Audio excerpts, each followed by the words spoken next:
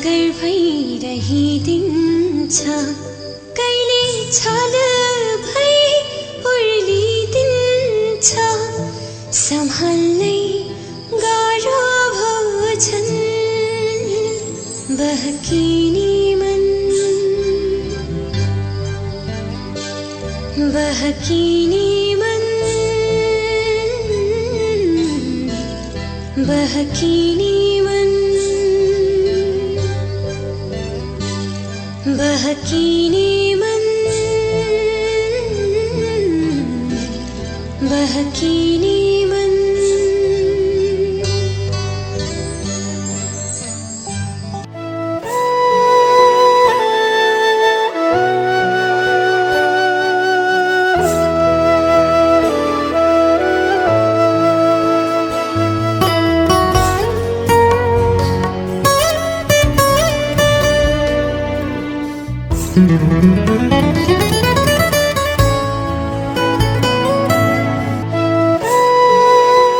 हामी सधैँ यसै गरी प्रेम गर्दै जाउँ, हामी सधैँ यसै गरी प्रेम गर्दै जाउँ, जङ्गार आउलान् नदी आउलान् सँगै तर्दै जाउँ।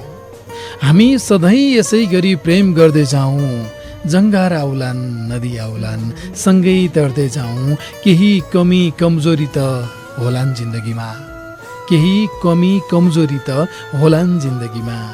हामी सधैँ यसै गरी प्रेम गर्दै जाउँ, जङ्घार आउलान् नदी आउलान् सँगै तर्दै जाउँ। केही कमी कमजोरी त होलान् जिन्दगीमा, रित्ती नलाई नदिउँ मन झनै भर्दै जाउँ, रित्ती नलाई नदिउँ मन झनै भर्दै जाउँ।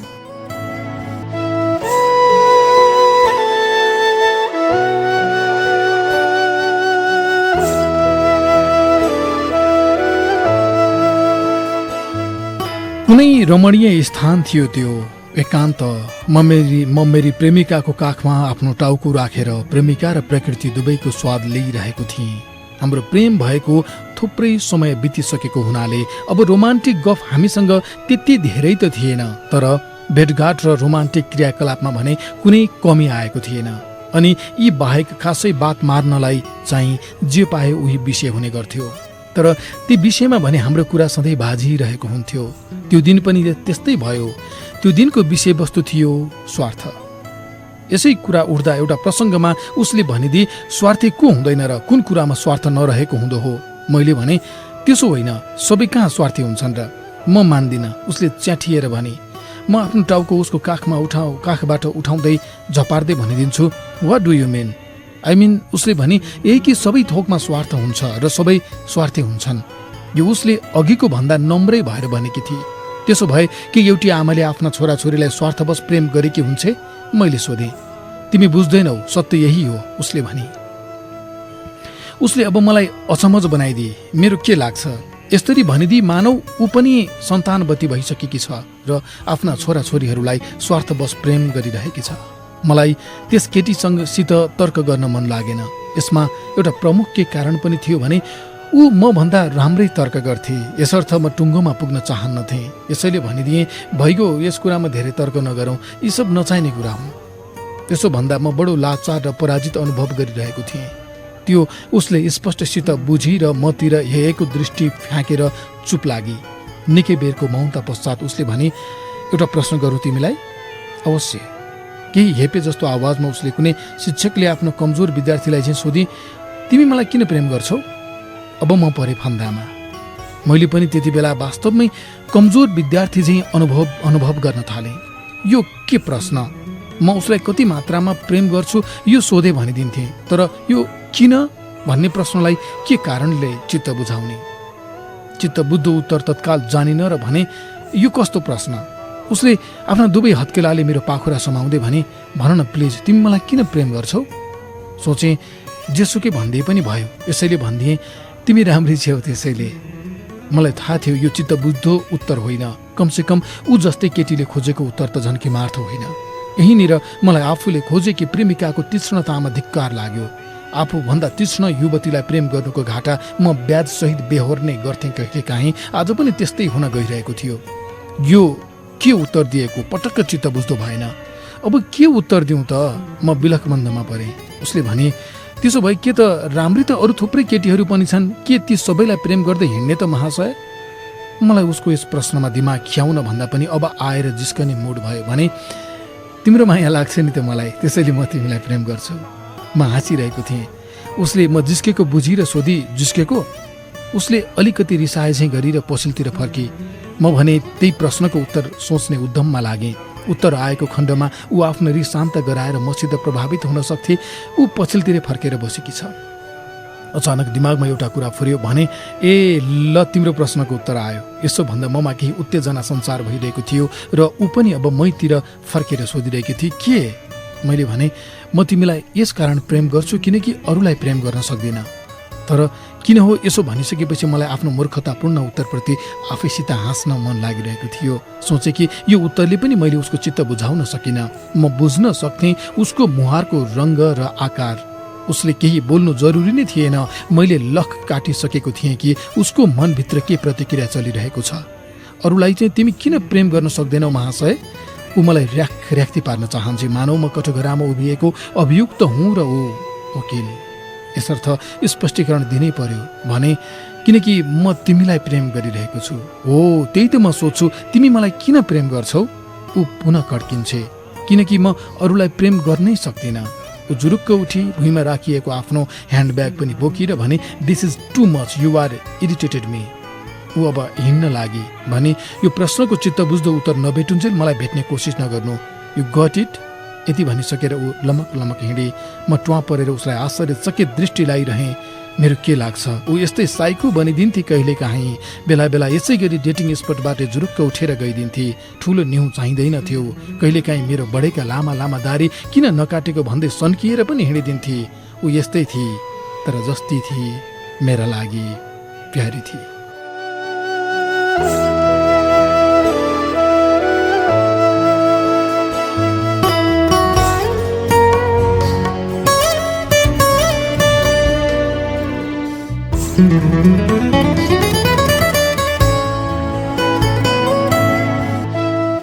त्यसपछि म पनि त्यो स्थानबाट उठेर आफ्नो मस्तिष्कलाई घोट्न लागेँ। तर मलाई आशा थियो यस्ता केसमा फोनको सुरुवात गर्ने उही हुन्थे। त्यसमा मलाई टाउको दुखाउनु पर्दैन थियो। म त्यहाँबाट यो सोच्दै निस्केँ कि यो प्रश्नको उत्तर कुनै प्रणय सूत्रमा गाँसिएको मित्रलाई थाहा होस्। घर पुग्ने बित्तिकै एउटा साथीलाई फोन हाने सोधेँ त आफ्नै प्रेमिकालाई किन प्रेम गर्छस्? उसले एकछिनसम्म सोच्यो र भन्यो किनकि म उसलाई मन पराउँछु यार। अरू कुनै उत्तर छैन? मैले फेरि उसलाई सोधेँ। छैन। उसले यति मात्र भन्यो। मैले फोन राखिदिएँ। त्यसपछि अर्को सौरभ भन्ने थियो जो हाम्रो ग्रुपमा प्ले बोय कहलाउँथ्यो। ऊ प्रेमका अनौठो अनेकौँ व्याख्या विश्लेषण पनि गर्थ्यो। त्योसित 1 महिना जति भएको थियो भेटघाट टुटेको। त्यसैलाई फोन गरेर भेट्ने समय मिलाएँ। फोनमै सोध्न मिल्थ्यो तर चित्त बुझ्दो उत्तरका लागि फोनभन्दा प्रत्यक्ष वार्ता नै उत्तम भन्ने लाग्यो र सहरको एउटा चिया पसलमा बोलाएँ। चिया पिउँदै गर्दा उसले मलाई सोध्यो ल भन केका लागि बोलाइस्? मैले चियाको कप अगाडिको टेबलमा राख्दै भने एउटा प्रश्न गर्छु, चित्त बुझ्दो उत्तर दे है। पहिला प्रश्न गर। उसले भन्यो त निशालाई किन प्रेम गर्छस्? मैले उही प्रश्न उसका सामु पनि सहजतापूर्वक राखिदिएँ जसरी मेरी प्रेमिकाले मेरा सामु राखिदिएकी थिए। ऊ एकछिनसम्म हाँस्यो र भन्यो निशासित ब्रेकअप भइसक्यो। त्यस क्षण एकपटक फेरि त्यो प्ले बोय हो भन्ने दिमागमा आयो र यसै रन्थनिए म। तै पनि जिनो आशासहित सोधेँ होइन ठिकै छ, उतिखेर प्रेम गर्दा चाहिँ किन गरिस् त? उसले ठट्यौली पारा ल्यायो। राम्रै लाग्थ्यो मोरी त्यति बेला। मलाई उसले यहाँनिर सजिलो पारिदियो। मेरी प्रेमिकाले मलाई जहाँनिर समाएकी थिए मैले उसलाई त्यही समाउने हिसाबले भने राम्रै त अरू थुप्रै केटी पनि थिए, के सबैलाई प्रेम गर्दै हिँड्ने त?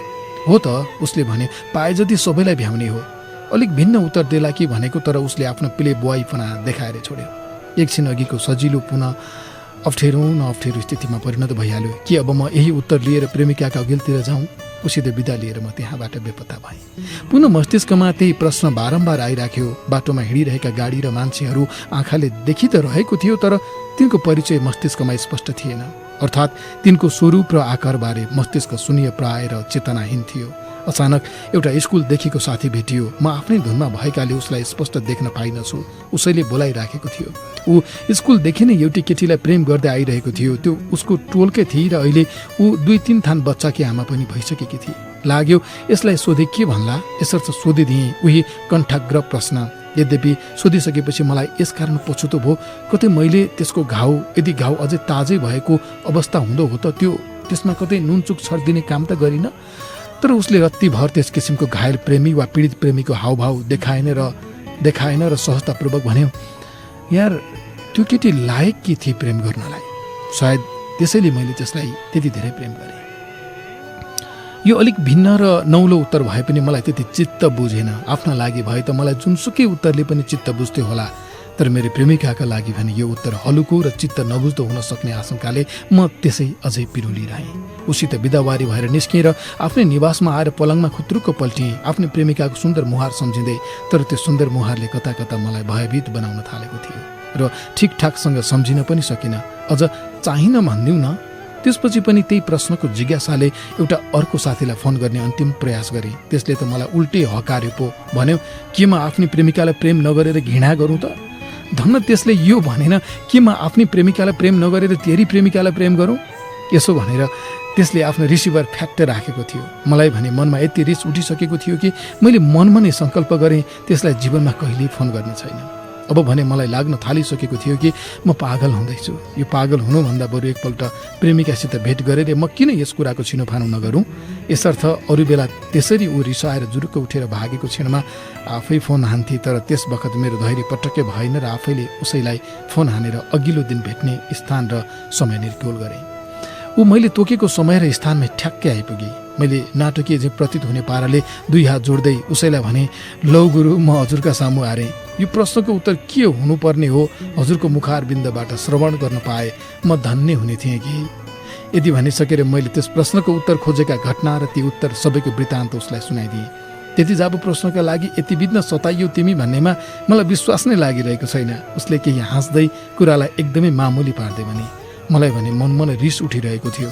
अर्कालाई सताएर कति सजिलै मजा लिन सक्छन् यी केटी मान्छे। यिनीहरू जातैले निर्दयी र कठोर हुन सक्दा रहेछन्।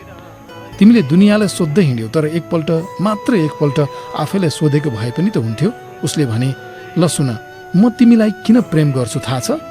म तिमीलाई यस कारण प्रेम गर्छु किनकि म आफू पनि तिमीबाट त्यस्तै प्रेम गरिन चाहन्छु। ल बुझ्यौ त कस्तो म्युचुअल रिलेसनसिप रहेछ प्रेम। मलाई लाग्छ सबै प्रेम गर्नेहरू उही चाहन्छन्, उत्तर मुख्यमा भए पनि वा नभए पनि। मलाई वास्तवमै उसको तर्क मन पर्यो। एकपटक निच्च हाँसे। ऊ भन्दै गइरहेकी थिए, त्यसैले यहाँ हरेक कुरामा स्वार्थ लुकेको हुन्छ कुनै पनि प्रेममा। चाहे त्यो हामी दुईको जस्तोको प्रेम होस्, चाहे लोग्ने स्वास्नीकै प्रेम, चाहे आमा बाबु र तिनका सन्तान बीचको प्रेम होस्, त्यहाँ अर्काको सुख दुःखले प्रत्यक्ष आफूसित सरोकार राखिरहेको हुन्छ र त्यो पनि त स्वार्थ नै हो। स्वार्थको रूप, रङ्ग र सघनता फरक हुँदो हो, तर स्वार्थ आखिर स्वार्थ नै त हो, मात्राको फरक मात्र हो।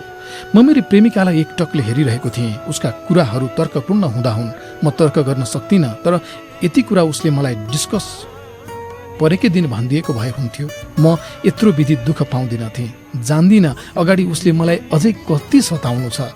त्यसै अत्यास लाग्यो र तत्क्षण सोचेँ, वास्तवमा आफूभन्दा बढ्ता बुद्धि भएकी प्रेमिका सम्हाल्नलाई ठुलै छाती चाहिने रहेछ, नत्र त्यस्तासित प्रेम गर्ने हिम्मतै नगरे भयो।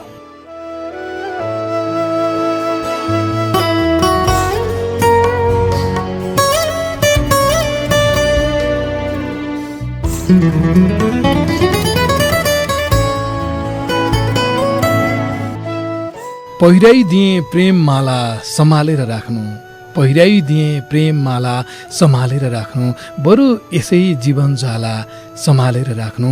तिमी र म अबदेखि हामी भएका छौँ, तिमी र म अबदेखि हामी भएका छौँ, बुझाकै छु चाबी ताला सम्हालेर राख्नु।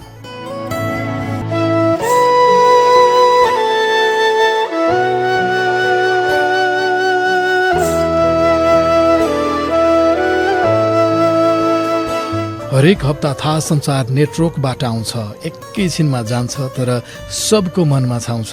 सोमबार राति यसै बेला सुनाइदिनुहोस् कसैलाई, बहकिने मन हो यो, मन बहकाउँछ।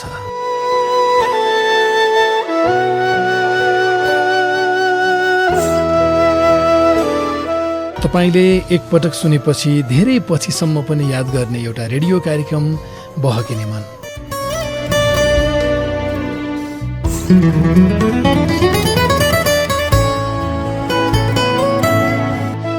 कतै प्रेम गरिरहेको तपाईँ, कतै प्रेमबाट अलग्गिएर बस्नु परेको तपाईँ, अनि कतै चाहिँ अहिलेसम्म यो प्रेमको महसुसमा नरहेको तपाईँ, सबैलाई नमस्कार। म महावीर विश्वकर्मा।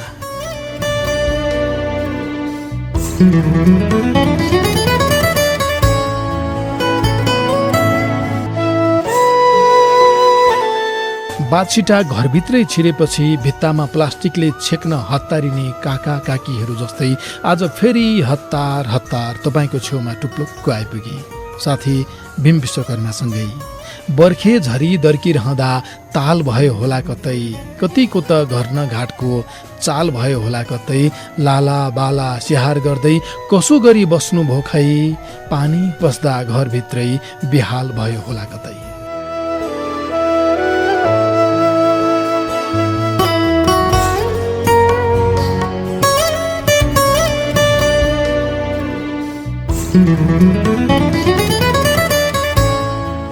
नमस्कार, आज पनि स्वागत छ तपाईँलाई कार्यक्रम बहकिने मनमा। म छु महावीर विश्वकर्मा, सिसापारीपट्टि भीम विश्वकर्मा हुनुहुन्छ।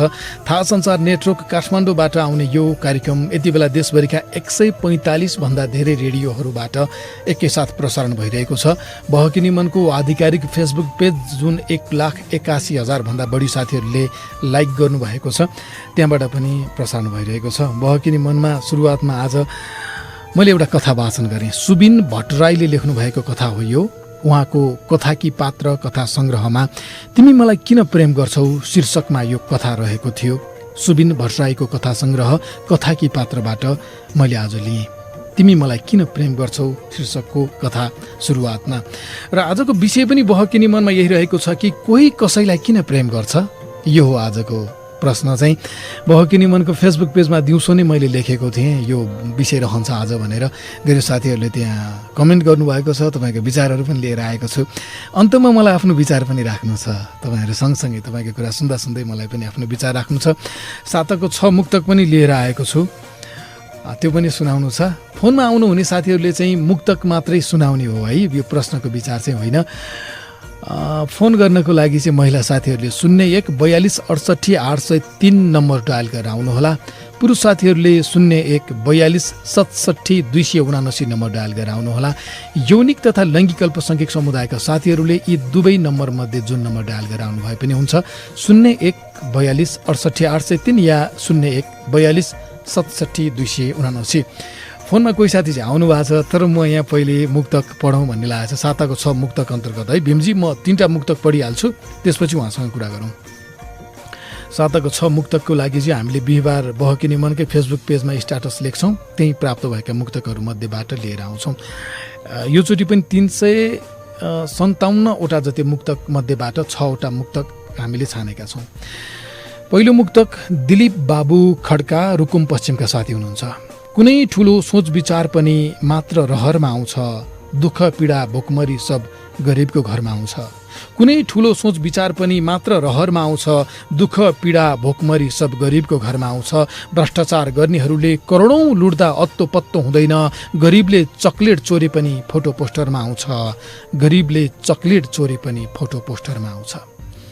अर्को मुक्तक वीरेन्द्र विष्ट, सुर्नया गाउँपालिका बैतडीका साथी हुनुहुन्छ। बनाउन अनेकौं समाचार छिटो आइपुग्छन्, होस् झगडा होस् काटमार छिटो आइपुग्छन्। बनाउन अनेकौं समाचार छिटो आइपुग्छन्, होस् झगडा होस् काटमार छिटो आइपुग्छन्। जहाँ बिरामी हुँदा छिटो डाक्टर पुग्दैन मित्र, त्यहाँ यी युट्युबे पत्रकार छिटो आइपुग्छन्। तेस्रो मुक्तक राजन बस्याल, सन्धि खर्क नगरपालिका 12 अर्घा खाँचीका हुनुहुन्छ। हेर्नुस् त कसरी अडियो फुलको थुङ्गामा र बजारिनबाट जोगियो फुलको थुङ्गामा।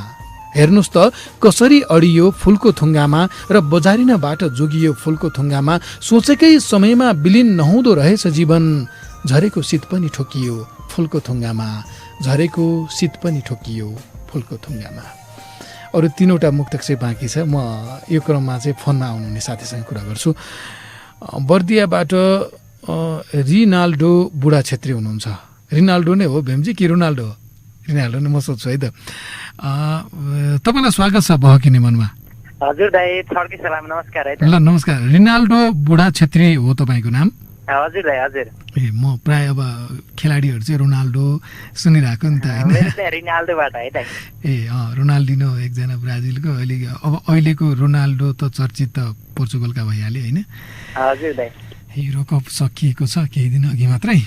ठिक छ ल, रिनाल्डो आउनु भएको छ बर्दियाबाट। बर्दियाको कुन ठाउँ हो तपाईँको? बर्दियाको 12 बर्दिया नगरपालिका वार्ड नम्बर 3 रामपुर बर्दिया। ए ल, अब तपाईँको मुक्तक सुनौ है त। हुन्छ म सुरु गरेँ है। ल। हिँड्दा हिँड्दै अलग हुने बाटो आउन सक्छ, हिँड्दा हिँड्दै अलग हुने बाटो आउन सक्छ, जिन्दगीमा कोही मेरो साटो आउन सक्छ। नातिनु मेरी सानो सोच विचार गर्नु, नातिनु मेरी सानो सोच विचार गर्नु, नत्र हाम्रो पिरतीमा फाटो आउन सक्छ, नत्र हाम्रो पिरतीमा फाटो आउन सक्छ। हिँड्दा हिँड्दै त्यस्तै एउटा बाटो आयो भने, हिँड्दा हिँड्दै त्यस्तै एउटा बाटो आयो भने, त्यसपछि दुख्ने मनको पाटो आयो भने, हिँड्दा हिँड्दै त्यस्तै एउटा बाटो आयो भने, त्यसपछि दुख्ने मनको पाटो आयो भने, जिन्दगी यो साह्रै साह्रै साह्रै तनाव हुन्छ, जिन्दगी यो साह्रै साह्रै साह्रै तनाव हुन्छ। सम्झिरहन बल्झिरहने खाटो आयो भने, सम्झिरहन बल्झिरहने खाटो आयो भने। नमस्कार है। Bye-bye good. हस् नमस्ते। सबिना साउद बैतडीबाट हुनुहुन्छ। सबिनाजी बहकिने मनमा स्वागत छ तपाईँलाई। नमस्कार दाइ, थ्याङ्क यू। के गर्दै हुनुहुन्छ हिजो आज? बसिरहेको छ दाइ, अब रिजल्ट आइसक्यो होइन, त्यही हो। एसई को हो? हजुर दाइ। ए अब त्यसको अगाडिको अध्ययनको लागि चाहिँ के सोच्नु भएको छ, कुन विषय भन्ने? पत्रकारिता जस्तो लाग्छ, अब के हुन्छ हेरौँ। ए त्यसमा स्योर हुनुहोस् है। कतिपय चाहिँ अरूले यो विषय पढ यो विषय पढ भनिदिने हुन्छन् होइन। अब जस्तै कस्तो भने नि, मेरो आफ्नै कुरा गर्छु। अब म त एसएलसी वाला होइन, हामी त अहिले एसएससी भयो, एसई भयो। अनि पढिसकेपछि के थियो भने घर नजिकमा चाहिँ अब अप्सन भने कि एजुकेसन पढ्नुपर्ने कि कमर्स पढ्नुपर्ने। अब अलि पर गएर अलि धेरै पैसा खर्च गर्नु पर्ने, साइन्स पढ्नुपर्ने। मेरो चाहिँ जम्मा 55.5% आएको एसएलसीमा, 444 नम्बर त्यति बेला होइन। अब त्यो साइन्स पढ्न म त्यस्तो ट्यालेन्ट मान्छे पनि होइन। म भाषावाला चाहिँ पास गर्ने, यो गणित विज्ञानवाला चाहिँ मेरो दिमागले नभ्याउने के। अनि साइन्स पढ्न सक्ने कुरा नि भने एक त घरको पैसाले पनि नसक्ने, आफ्नै दिमागले पनि नसक्ने।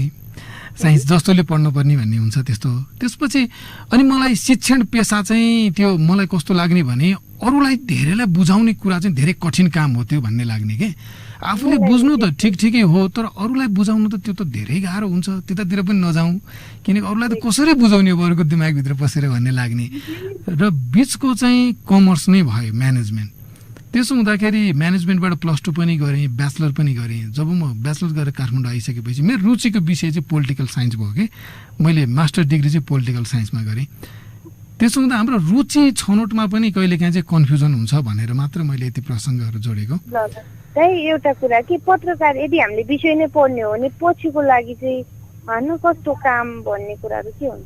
हजुर हजुर कसो भन्नाले विषय हामीले पत्रकारिताको अन्य विषय लियो भने त एउटा कुरा हो, तर त्यो विषय नै हामीले लिएर पढ्ने हो भने काम गर्नको लागि त होइन, भन्नाले तालिम लिएर पनि भएन हाल्ने भयो। तर यो विषय पढ्यो भने चाहिँ पछिको लागि चाहिँ होइन पत्रकारिता विषय भन्नुभएको। सबैभन्दा पहिले चाहिँ तपाईँले किन त्यो पढ्ने भनेर तपाईँ क्लियर हुनुपर्छ होला जस्तो लाग्छ मलाई होइन। किन त्यो पढ्न खोजिरहेको, तपाईँलाई किन पढ्न मन लागेको?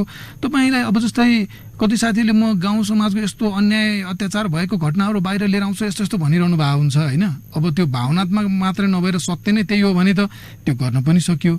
अब आर्थिक रूपले हेर्ने हो भने चाहिँ पत्रकारिता चाहिँ धेरै यो एकदम यो दुःखद लाग्दो विषय हो जस्तो लाग्छ। बहकिने मन म कार्यक्रम 145 वटा भन्दा बढी रेडियोमा चलाउँछु होइन। मैले कति तलब खान्छु भनेर भन्यो भने धेरैले जिब्रो टोक्छन् कि कति यति मात्र हो भनेर। हेरिरहँदा मैले सोधिरहँदा पनि यही प्रतिक्रिया आउँछ, तर किन ठिकै जस्तो लाग्छ। त्यसैले तपाईँ क्लियर हुनु पर्यो के को लागि भने पैसा कमाउनको लागि हो भने त पैसा आउने विषयमा लाग्नु पर्यो होइन। पत्रकारिता किन हो, जुनसुकै विषय पनि, यो मात्रै होइन, जुनसुकै विषय पनि तपाईँ किन पढ्न खोजेको भन्ने त्यो प्रश्नको चित्तबुद्ध जवाफ पहिला फेला पार्नुपर्छ होला। ल सबिनाजी तपाईँसँग अलि धेरै बेर गफेँ, अरू साथीहरूको समय काटिन्छ, तपाईँको मुक्तक भन्नुहोस्। है म सुरु गर्छु। ल कसरी सकिन्छ त मन जितिन आन्दोलन गरी हुन्छ दिन प्रतिदिन छोरी बलात्कृत छिन् आन्दोलन गरी हुन्छ तिम्रै भाइ भतिज अपराधी छन् के नै गर्छ र हे सरकार कसरी सकिन्छ त मन जितिन आन्दोलन गरी हुन्छ दिन प्रतिदिन छोरी बलात्कृत छिन् आन्दोलन गरी हुन्छ तिम्रै भाइ भतिज अपराधी छन् के नै गर्छ र हे सरकार जनताको मन बुझाउ 2 दिन आन्दोलन गरी हुन्छ जनताको मन बुझाउ 2 दिन आन्दोलन गरी। यी सबै रोकथाम गर्न आन्दोलन भयो भने आज भन्दा भोलि भोलि झन् भयो भने यी सबै रोकथाम गर्न आन्दोलन भयो भने आज भन्दा भोलि भोलि झन् भयो भने यी व्यथिति यी गलत कुरा रोकिन्छन् होला भन्ने लाग्छ यी व्यथिति यी गलत कुरा रोकिन्छन् होला भन्ने लाग्छ तपाईको मेरो जस्तै सबैको मन भयो भने तपाईको मेरो जस्तै सबैको मन भयो भने। नमस्कार छुट्टिन्छौँ। हस् नमस्ते। जयनेन्द्र चितवनबाट हुन्छ भीमजी अलि यो प्रश्न लेख्नु पर्यो यार अलिक कन्फ्युज भएँ। जयनेन्द्रजी बहकिनी मनमा स्वागत छ तपाईँलाई। हजुर नमस्ते सर नमस्ते म ज्ञानेन्द्र चेपाङ। ज्ञानेन्द्र भन्नुभएको? हजुर हजुर ए यहाँ त्यो अलि मिठी। ज्ञानेन्द्रजी कहाँ हो तपाईँको चितवन चाहिँ? चितवन मेरो कालिका नगरपालिका हो सर यो कतै टाढीबाट चाहिँ 17 किलोमिटर भित्र। ए मेरो चाहिँ टाढीबाट तपाईँको भित्र शक्तिखोरतिर भित्र पर्यो होला होइन? हजुर हजुर मेरो चाहिँ माथि भित्र के माथि यो राजमार्गमै 17 किलोमिटर जति माथि चाहिँ हो मेरो चाहिँ राप्ती नगरपालिका वडा नम्बर 4 को सुन्दर बस्ती भन्ने ठाउँ छ। ए हजुर हजुर सर ए हजुर सुन्नु त सुनिरहेको हो मैले चाहिँ हजुरको उता पश्चिम चितवनपट्टि हो कि भनेर सोचिरहेको थिएँ। ए होइन मेरो पूर्वी चितवन नै पर्छ मेरो चाहिँ। ए हजुर ल ज्ञानेन्द्रजी तपाईँको मुक्तक सुनौ सम्भवतः आज तपाईँ नै अन्तिम साथी हो थुप्रो कुरा बाँकी नै छ अझै भन्न। ए हुन्छ हस् ल सरुवा बढुवा मिलाई लान घुस चाहिन्छ सरुवा बढुवा मिलाई लान घुस चाहिन्छ योग्यताले पुग्ने ठाउँ जान घुस चाहिन्छ चुस्ने संयन्त्र कहाँका छैन महोदय चुस्ने संयन्त्र कहाँका छैन महोदय पिउनमा जागिर खान घुस चाहिन्छ पिउनमा जागिर खान घुस चाहिन्छ। सधैँ यस्तै आकार प्रकारले हुँदैन सधैँ यस्तै आकार प्रकारले हुँदैन दुःख मात्रै पाइरहने व्यवहारले हुँदैन सधैँ यस्तै आकार प्रकारले हुँदैन दुःख मात्रै पाइरहने व्यवहारले हुँदैन हामी यो परिवर्तन होस् त भन्छौँ हामी यो परिवर्तन होस् त भन्छौँ तर आफू परिवर्तन नहुने विचारले हुँदैन तर आफू परिवर्तन नहुने विचारले हुँदैन। नमस्कार छुट्टिन्छौँ। हस् हस् 9:48 गइसक्यो। अब द्रुत गतिमा दौडिनुपर्छ कार्यक्रम बहकी निमन सुनिरहनु भएको छ तपाईँ। 7को 6 मुक्तक अन्तर्गत बाँकी 3वटा मुक्तक पनि म पढिहाल्छु। चौथो मुक्तक 3टा चाहिँ अघि पढेँ। चौथो नम्बरको बिलासी मान्छे स्याङ्जाका साथी हुनुहुन्छ। म भित्रको एक्लोपन केही कम हुने थियो बा आमाको बोली चाली नरम हुने थियो जुनको झल्को जुनकिरीले नमेटिने रहेछ मेट्ने भए उहिले मेरो घरजम हुने थियो। 5औं मुक्तक कमल खनाल अछाम हाल दोहा कतार भोलि भोलि भनी टार्न तिमीबाटै सिकेँ देखावटी आँसु झार्न तिमीबाटै सिकेँ दुःख पर्दा टाढा भयौ हिजोबाट तिमी मैले पनि माया मार्न तिमीबाटै सिकेँ। अन्तिम मुक्तक 7को 6 मुक्तक अन्तर्गत 6औं हो यो। जयराज जोशी जय डिलासैनी बैतडीका हुनुहुन्छ। दिलको दुःखलाई लुकाउन कति मुस्किल हुन्छ भित्र टुटेर बाहिर मुस्कुराउन कति मुस्किल हुन्छ कसैको साथमा टाढासम्म गएर त हेर फेरि फर्केर एक्लै आउन कति मुस्किल हुन्छ। 7को 6 मुक्तकमा पर्ने साथीहरूले आगामी 4वटा प्रतिस्पर्धामा सहभागिता नजनाएर अरू साथीहरूलाई पालो दिनुपर्ने हुन्छ। कोही कसैलाई किन प्रेम गर्छ भन्ने थियो आज बहकिनी मनको विषय। सपना जीएमले लेख्नु भएको छ बहकिनी मनको फेसबुक पेजकै कमेन्टमा यो कसैले कसैलाई प्रेम गर्छु भनेर हुँदैन यो आफैमा उत्पन्न हुने कुरा हो। एम प्रजाले लेख्नु भएको छ आफ्नो मनलाई सम्हाल्नको निम्ति प्रेम गर्छन् मान्छेहरू। सीता मगरले लेख्नुहुन्छ म मेरो बुढालाई प्रेम गर्छु किनकि उसले मलाई प्रेम गरोस् भनेर। यसैगरी सन्तोष रोकायाले लेख्नु भएको छ प्रेम कोही कसैलाई गर्दैन यदि कोही गर्छु भन्छ भने मात्र आफूलाई गर्छ अरूलाई त भन्ने कुरा मात्र हो। यो दुनियाँमा यस्ता मान्छे पनि छन् कुनै वस्तुलाई पनि प्रेम गर्छु भन्छन्। निशा पल लेख्नुहुन्छ म त भन्छु अहिलेको जमानामा सब स्वार्थको लागि प्रेम गर्छन्। गोपाल विश्वकर्मा लेख्नुहुन्छ कोही त्यसै मन पर्छ कोही त्यसै मन पर्दैन त्यसै मन पर्नेहरूसँग निकट हुन्छ मन अनि स्वभावैले कसैलाई प्रेम गर्न पुग्छ मान्छे। सरिता श्रेष्ठ सरू लेख्नुहुन्छ थाहा नपाई हुने चिज हो। सुदीक्षा बोहराले लेख्नु भएको छ, कोही स्वार्थको लागि गर्छ भने कोही आफू जति बेला भविष्यमा एक्लो बन्न चाहँदैन वा मान्छेको कुनै न कुनै कुरा जस्तै आनी बानी बोली व्यवहार लगायतका कुरामा आकर्षित हुन्छ भने त्यति बेला कोही कसैलाई प्रेम गर्छ। सुरेश रावलले लेख्नु भएको छ, कोही कसैलाई प्रेम किन गर्छ? यो प्रश्न नै गलत छ, कारण भए त प्रेम नै हुँदैन नि। प्रतिमा मगर लेख्नुहुन्छ, पहिलो कुरा त प्रेम आफै हुने हो, गर्नु पर्दैन। र दोस्रो कुरा, जब कसैसँग प्रेम हुन्छ किन केका लागि भन्ने सवाल नै उठ्दैन। करण सिंह रोकाले लेख्नु भएको छ, एकअर्का बिचमा लागेको राम्रो बानी व्यवहार र मन मिल्ने भएकोले भनेर लेख्नु भएको छ। अरू सबै विचार, अरू सबै मुक्तक बहकिने मनको फेसबुक पेजमा नै तपाईँ पढ्न सक्नुहुन्छ। कार्यक्रमको अन्ततिर भएकोले म आफ्नो विचार पनि राख्छु। कोही कसैलाई किन प्रेम गर्छ भन्ने विषयमा मलाई चाहिँ के लाग्छ भने, अहिले पनि यहाँ केही साथीहरू लेख्नुभयो, धेरै त्यस्ता विचारहरू आएका छन् कमेन्टमा। धेरै मान्छेहरूले भन्ने गरेको मैले पनि सुनेको छु कि प्रेम गर्नुको कुनै कारण हुँदैन, प्रेम यसै हुन्छ। यदि कारण हुन्छ भने त्यो प्रेम नै हुँदैन। यस्तो भन्नेहरू धेरै हुन्छन्। सुन्दा मजा पनि आउँछ यस्तो कुरा, तर सुन्दा मजा आउने सबै कुरा ठिक नै हुन्छ भन्ने छैनन्। मैले धेरै पहिला सुनेको थिएँ एउटा कोटेसन, बरु धुम्रपान गर्नु तर प्रेम नगर्नु, किनकि धुम्रपान गर्दा त फोक्सो दुईटा हुन्छ, एउटा बिग्रे अर्कोले काम गर्छ, तर प्रेम गर्दा मुटु एउटै भन्ने। यो कोटेसन सुन्दा मजा त आउँछ, तर यो सही कोटेसन चाहिँ होइन। यो प्रेम गर्नुभन्दा धुम्रपान गर्नु भन्ने यो ठिक हो भन्ने कुरा कसरी सही हुन सक्छ? यो त भयङ्कर गलत कुरा हो। प्रेम गर्नुको कुनै कारण हुँदैन भन्नु पनि यस्तै सुन्दा चाहिँ मजा लाग्ने कुरा मात्र हो, यो ठिक कुरा चाहिँ होइन। मलाई त्यस्तो लाग्छ है, मलाई लाग्छ, मैले आफ्नो कुरा गर्ने हो। प्रेम के हो भन्ने विषयमा अलिकति कुरा गरौँ। भन्नलाई जे भनिए पनि देश प्रेम, प्रकृति प्रेम, परिवारमा प्रेम, बुवा आमालाई प्रेम, दाजुभाइलाई प्रेम, होइन, आफ्नो कामलाई प्रेम, यी यावत जे भनिए पनि समाजशास्त्रीय रूपमा भन्ने हो भने प्रेम भनेको जोडी रोज्ने स्वतन्त्रता हो र यो समानतामा आधारित हुन्छ। यहाँ ध्यान दिनुपर्ने कुरा के छ भने प्रेम भनेको जोडी रोज्ने स्वतन्त्रता हो। जोडी रोज्ने भनेको आफ्नो लागि आफैले जोडी रोज्ने भनेको। संसारमा यस्तो कुनै पनि कुरा छैन जसको कारण नभएको होस्, त्यो छँदै छैन के। हामी भावनात्मक कुरा नगरौँ, ठोस कुरा गर्नु पर्यो नि। संसारमा कुनै पनि त्यस्तो चिज छैन, कुनै पनि परिणाम छैन जसको कारण नहोस्। हामी जन्मिनुको कारण छ, हामी मर्नुको अनेक कारण हुन्छन्, हामी रिसाउनुको, हामी हाँस्नुको, सबैको कारण छ। यसरी नै हामीले कसैलाई प्रेम गर्नुको पनि कारण हुन्छ त्यो। र हरेक परिणामको मुख्य कारण आन्तरिक हुन्छ, अर्थात् स्वयंभित्र हुन्छ त्यो कारण। जस्तै कोही बौलायो, बाटोमा बौलाउँदै हिँडिरहेको छ, त्यो बौलाउनु परिणाम हो।